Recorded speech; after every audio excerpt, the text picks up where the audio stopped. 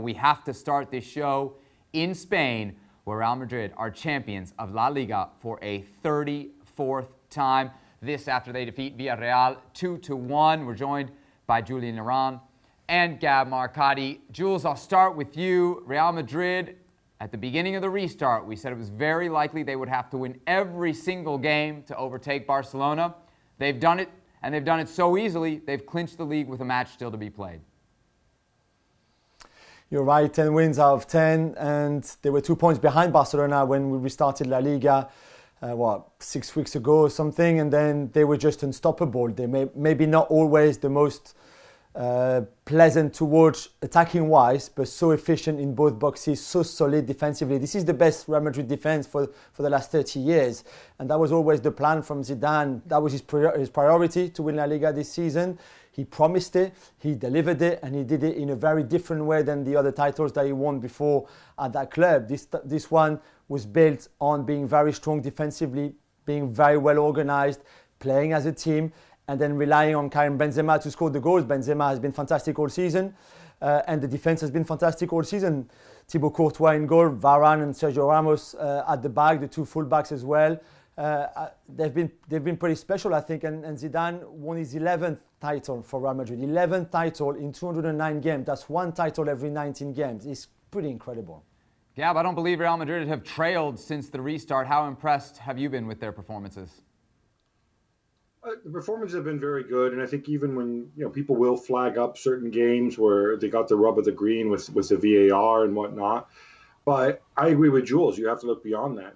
This is almost another level of Real Madrid. It's almost as if, when you think about it, the Galactico era is well and truly over, in the sense that, Karim Benzema, as fantastic as he was, he isn't a Galactico type as much as he is, a warrior, hard hat type.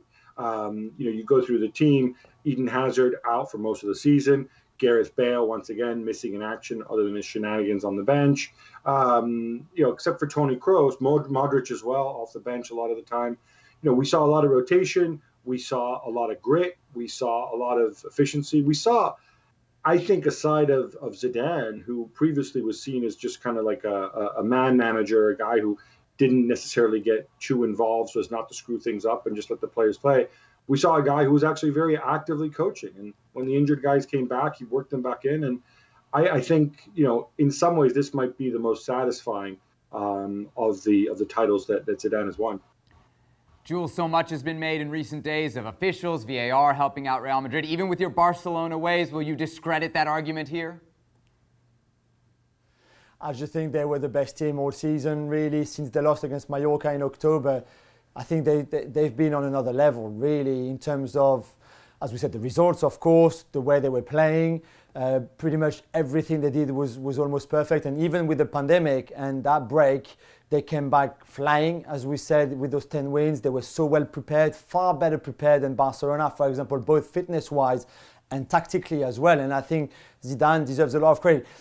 Zidane, it was a priority because he still feels that he doesn't maybe get the credit that he deserves, and that what he did before in the past, La Liga in 2017, obviously the 3 Champions League in a row, that people never praised him enough. Really, it was all about, but you've got Cristiano Ronaldo, or you've got great players, and you've got a team that was winning before, and all that kind of stuff. And I think this one for him will always be very special because he did it maybe, as we said, in a very different way, but also him as a man, as a manager, was very different, and the personnel that he had, especially without Cristiano, was very different. And I think he will take, I think, far more pride in many ways to have won this one, especially considering that Real Madrid hasn't won it since 2017.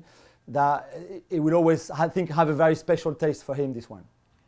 Gab, not a lot missing from Zidane's managerial resume. What does this title do to it? I mean, I think it shows that, he can, as I said, he can win in a very, very different context, in a different way. When you look at the injuries they had, the fact that, the newcomers over the summer, people like Jovic and Hazard perhaps didn't contribute the way some might have imagined. And he dealt with it. And he dealt with it very well, and he stayed steady, even as Barcelona had all sorts of issues, and he didn't let Real Madrid's issues affect them. I think that's the main difference. You can chuck in the defeat in the Champions League as well to Manchester City.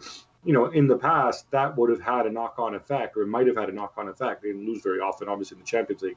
But Zidane really insulated the team very well.